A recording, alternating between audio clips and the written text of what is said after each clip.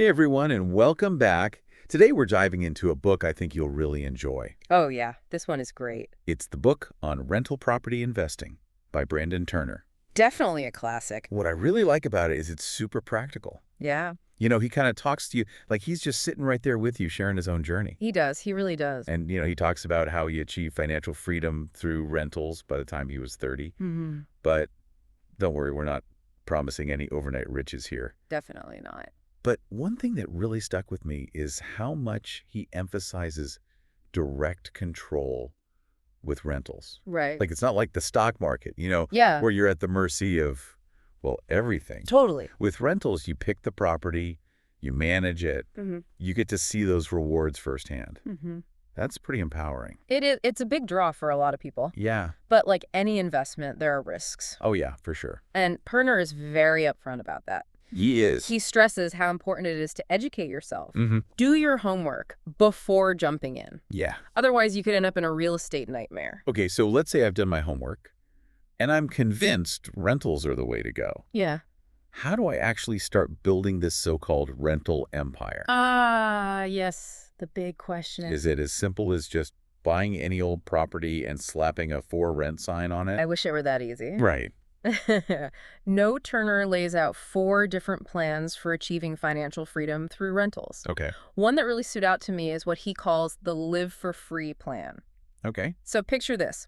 You buy a fourplex, Okay. you live in one unit and rent out the other 3. So wait, my tenants are basically paying my mortgage. That's the idea. That's pretty cool. And here's where it gets really interesting. Okay. Year 1, you buy the fourplex and make it awesome. Mm-hmm. Think upgrades that'll attract good tenants. Okay. Year 2, you manage it effectively, Keep those tenants happy Right. and save every bit of that cash flow you generate. Okay. I'm starting to see where this is going. Year 3, you take that saved cash flow and buy another fourplex. Oh, wow. And you just keep repeating the process, buying more rentals each year. So it's like a snowball effect. Exactly. That's how you create that snowball effect Turner talks about. That is a pretty compelling plan. It is, right? But what if I'm feeling a bit more ambitious, ready to level up? I like your thinking. So for those who want to accelerate their growth, Turner introduces this thing called the BRRR strategy. Buy, rehab, rent, refinance, repeat. Okay, so break that down for me. So it's more involved, but the potential returns are huge. Okay, I'm listening. He gives an example of how a $75,000 property done right could generate a $100,000 annual income stream. Okay, now you're talking my language. Right. But before I go hunting for fourplexes or start dreaming of these six-figure returns, Sure. I need to figure out what kind of rental property is right for me, right? Absolutely. You're already thinking like a seasoned investor. Well, I'm trying. Turner breaks down the different types, each with their pros and cons. You've got your single-family homes, Mhm. which are easy to understand but face stiff competition from regular home buyers. Right, people who want to live there themselves. Exactly. Then there are multifamily properties like duplexes or apartments, Okay, which offer higher cash flow but might require more management. gotcha. What about condos or townhomes? Those can be easier to manage, Yeah. but they often come with HOA restrictions, Oh, right. Yeah. which can limit your flexibility. Okay. He also touches on REOs and foreclosures, Mm-hmm. where you can potentially snag a bargain, Okay. but often need to invest in significant repairs. So you got to be careful there. You do. And then, of course, there are fixer-uppers. Ah, fixer-uppers. Those sound a bit intimidating. They can be, Yeah. but they also offer the chance to add value and boost your returns. Okay. But be careful, fixer-uppers require a keen eye for potential Right. and a solid understanding of renovation costs. I can see how that could be tricky. What's interesting is that Turner really challenges you to think about your risk tolerance. Mm-hmm. Your available time and how involved you want to be. Yeah, Each type of property has a different level of commitment. that's a really good point. It's not one size fits all. It's not. And speaking of important considerations, let's not forget the golden rule of real estate. Location, location, location. Yes. Turner dedicates a whole chapter to the importance of location, Hey, Daddy. even introducing this concept of neighborhood classes, Okay. ranging from A to D, So an A neighborhood is like Beverly Hills, pretty much. and D is maybe not where I want to be. You got it. A, neighborhoods are desirable Yeah, and low risk, but typically offer lower returns. makes sense. As you move down to B and C neighborhoods, you're taking on more risk, but there's also the potential for higher returns. So higher risk, higher reward. Exactly. And then there's D, Let's just say those require a very specific strategy and a stomach for high risk. This neighborhood class system is super interesting. It is. But I'm guessing location isn't just about these letters. What other factors come into play? Yeah. Absolutely. Turner emphasizes digging deep into things like crime statistics, school quality, job market growth, Okay. transportation options, even proximity to businesses. So it's about more than just looking at a map. It is. It's about due diligence, not just relying on online data or those pretty real estate brochures. So you really have to do your research. You do. Okay, so I've got my why, Okay. and I've started thinking about what in terms of property types. Now, how do I actually find these hidden gem rentals?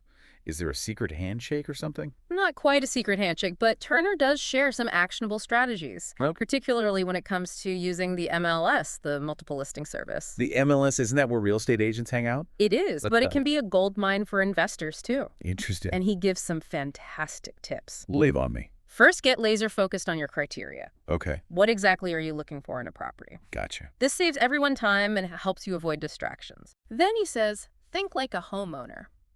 What do you mean by that? What are those features that make a home desirable? Okay, so things like updated kitchens, Mm-hmm. modern bathrooms, curb appeal. Exactly. But here's the trick. Okay.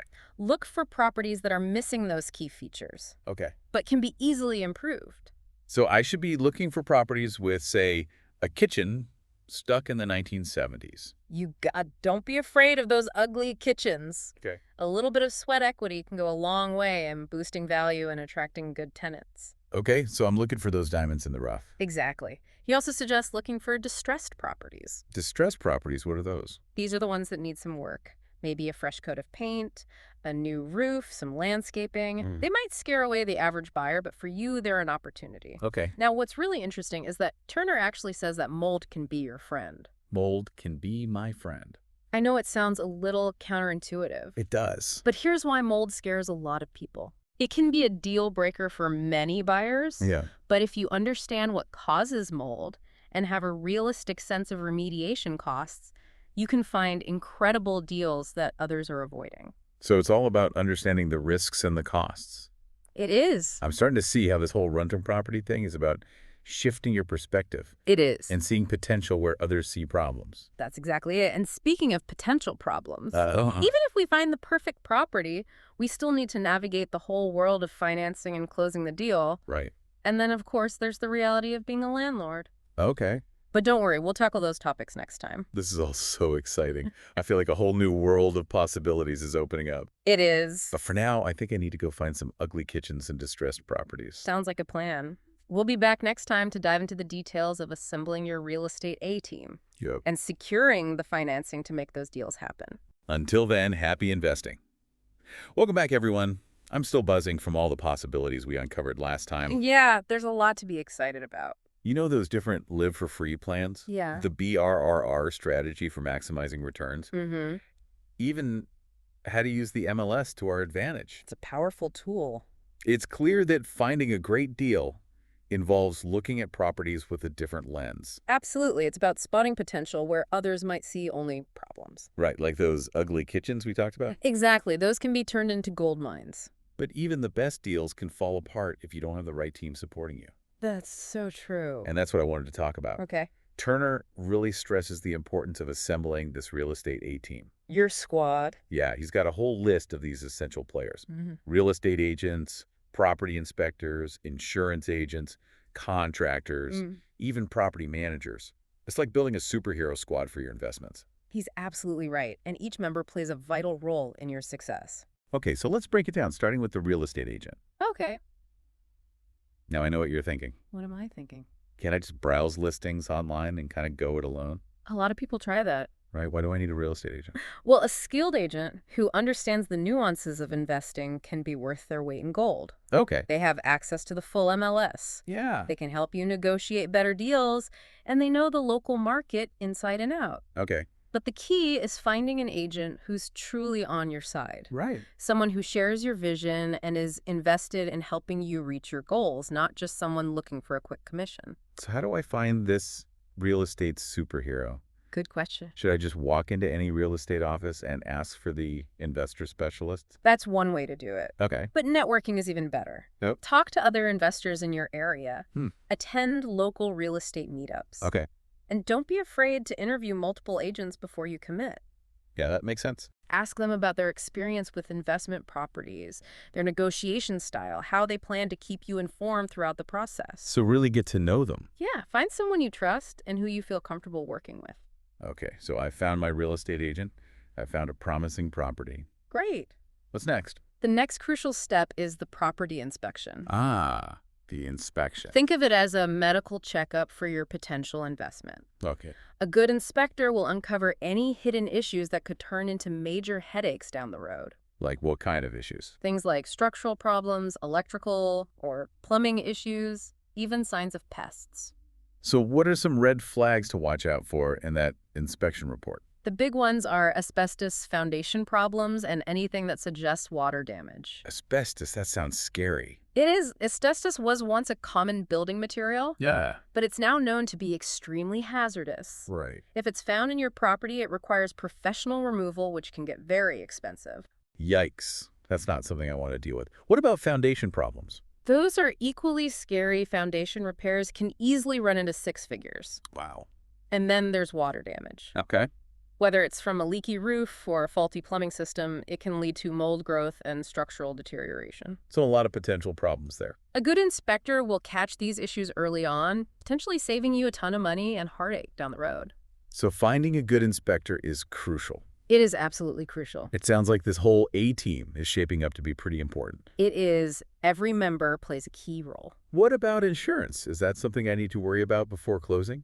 It's definitely something to think about early on. Okay. You'll need a specific type of insurance called a landlord policy. A landlord policy. Yeah, this covers things like property damage liability and even loss of rental income if your property becomes uninhabitable. So if a fire forces my tenants to move out, my insurance would cover the rent I'm losing. Exactly. It's called loss of rents coverage. And it's essential for landlords. Gotcha. And make sure you have adequate liability coverage in case someone gets injured on your property. Right.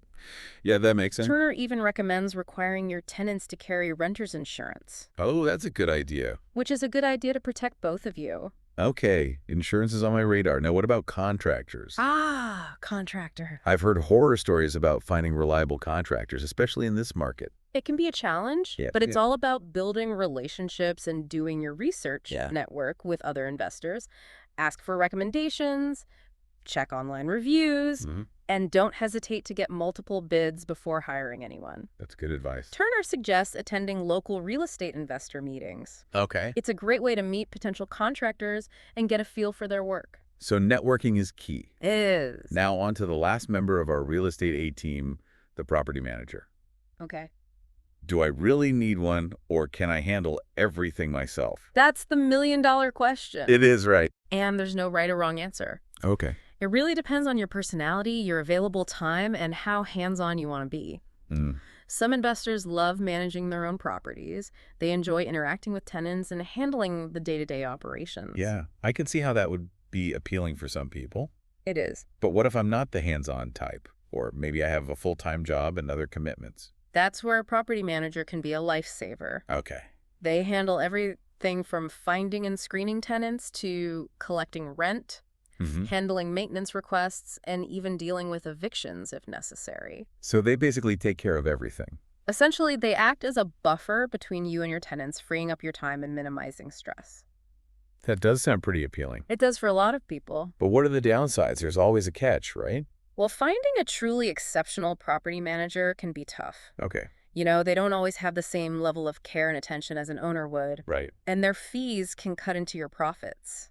Okay, so you have to weigh the pros and cons. You do. Turner suggests starting to build relationships with potential property managers, Okay. even if you're not ready to hire one yet. So kind of have them in your back pocket. That's the idea. That way you have someone you trust in place if and when you need them.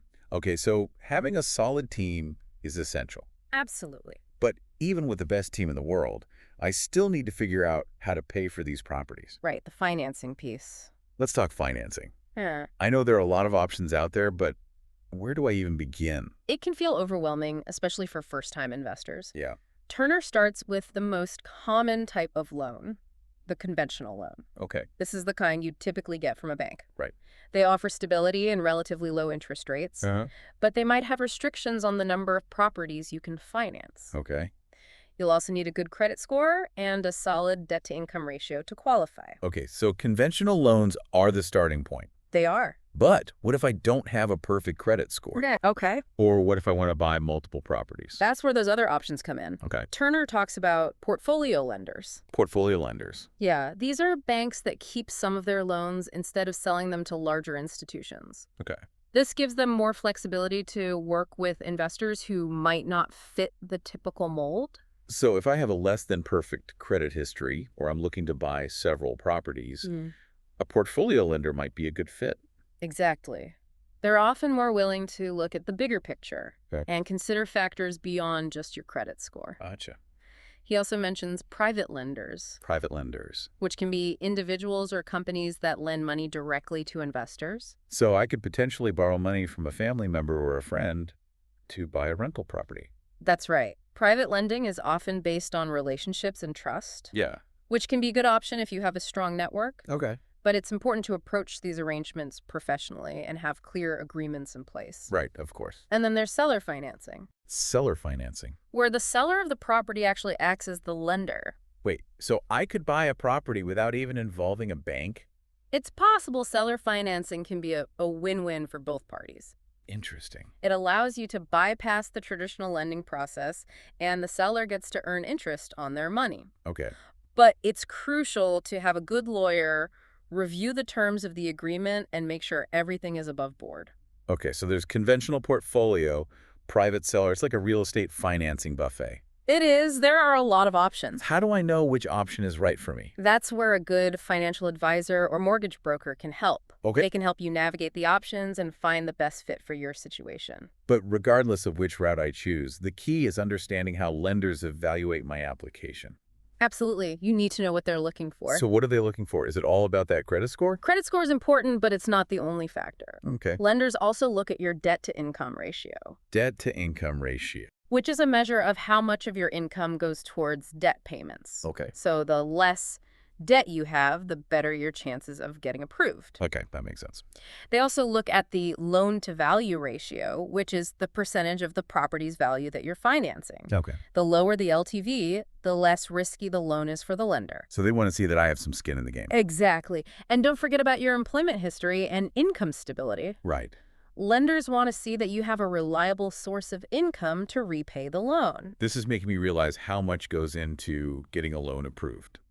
It's a process. Yeah, it's not as simple as just filling out an application and crossing your fingers. You're right. It takes preparation and a solid understanding of the process. Okay. But don't worry. Turner provides a ton of practical tips on how to present yourself as a strong candidate and increase your chances of success. Okay, so let's say I've found the perfect property assembled by A-Team Secured Financing. You're on a roll. What happens next? Do I just get the keys and start collecting rent? Not so fast. Okay. There's one more crucial step before you close the deal. Due diligence. Due diligence, what's that all about? It's the process of thoroughly investigating the property before you sign on the dotted line. Okay. It's about uncovering any potential risks or hidden problems that could impact your investment. So it's like a final check. Exactly. Turner breaks down the key steps involved, starting with title review. Title review. Yeah, it's basically making sure the seller actually has the legal right to sell the property. Okay. A title company will conduct a search to uncover any liens, claims, or encumbrances that could affect your ownership. So if there's some hidden lien on the property, the title review would catch it. That's the whole point. Okay. It's all about protecting yourself and making sure you're getting what you paid for. Gotcha. And then, of course, there's the professional inspection, which we already talked about. Right. But due diligence goes beyond just the physical property. What else do I need to look into? Turner emphasizes evaluating the neighborhood and analyzing rental income and expenses. Okay. You need to understand the local rental market research comparable rents in the area and project your potential income and expenses. So it's not just about finding a property I like.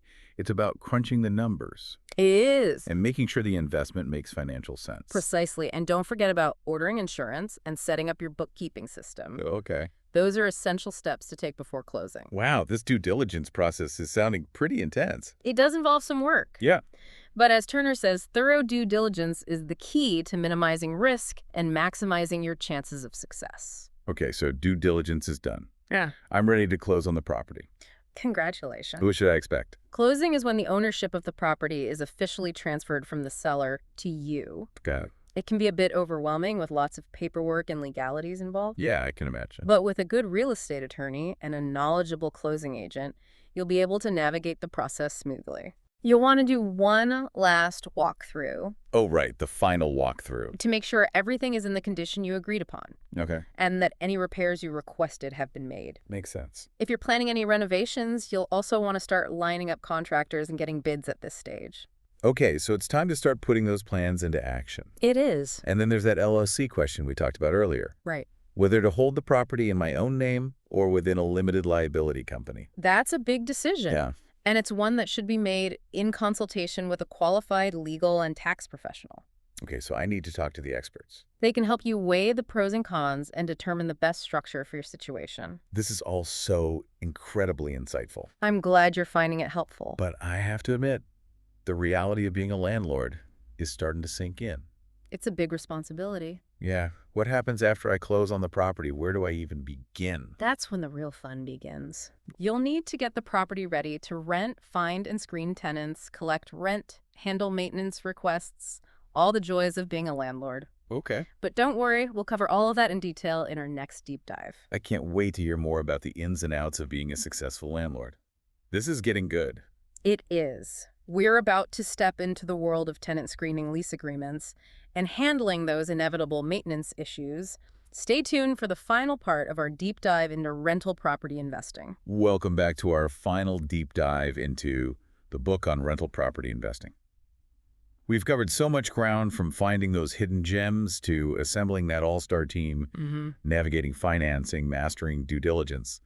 I'm feeling pretty empowered, Good. but I have to admit I'm also a little nervous about this next phase, actually becoming a landlord. Yeah, it's understandable to feel that mix of excitement and apprehension. Right. It's a big step, but remember, you've laid a solid foundation. Okay. Now it's time to put that knowledge into action and start reaping those rewards. Okay, so I've closed on the property.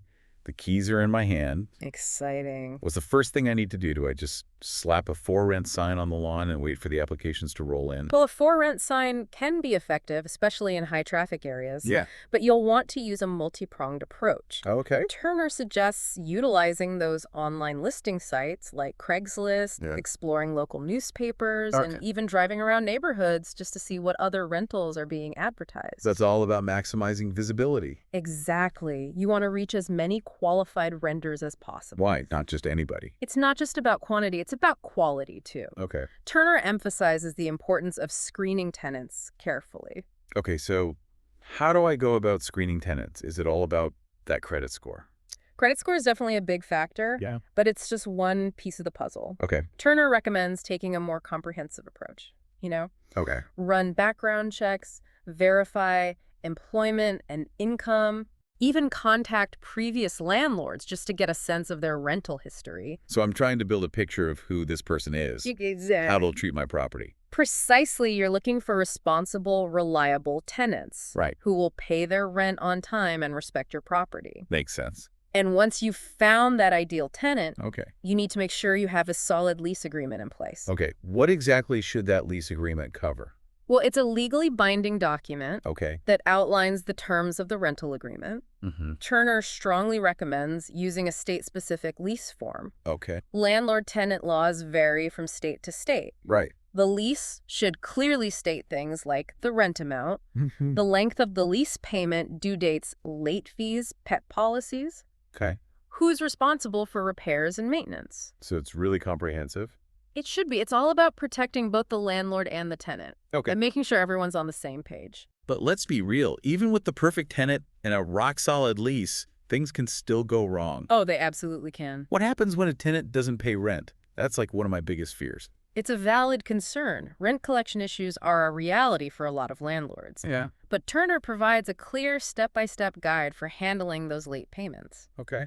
He suggests starting with a friendly reminder. So if a payment is a few days late, I should just send a polite email. Yeah, Give them a call. exactly. Sometimes it's an honest mistake or an oversight. Right.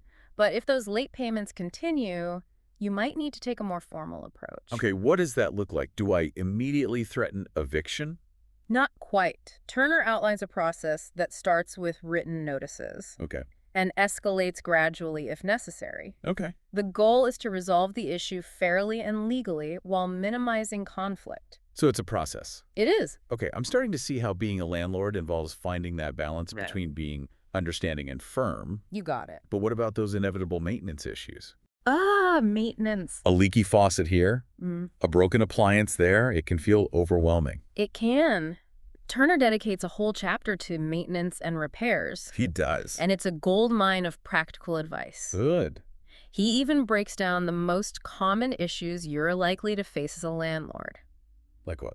Things like leaky faucets, running toilets, clogged drains, Okay, yeah. even pest infestations. That's like my nightmare. It happens. He emphasizes being proactive and responsive. Okay. Establish clear communication channels with your tenants, Mm. address those issues promptly, Okay. and have a network of reliable contractors on hand for those bigger repairs. So be prepared.